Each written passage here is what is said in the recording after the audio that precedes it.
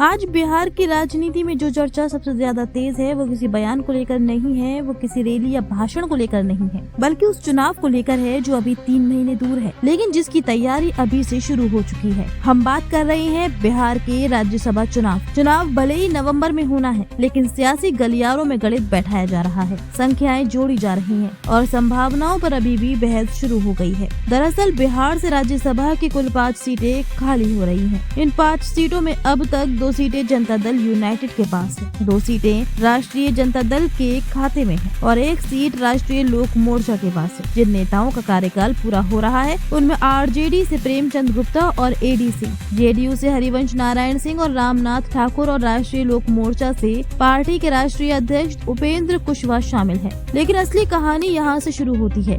हाल ही में हुए चुनाव के बाद बिहार की राजनीतिक तस्वीर पूरी तरह बदल चुकी है। सबसे बड़ा नुकसान अगर किसी पार्टी को हुआ है तो वह है आरजेडी।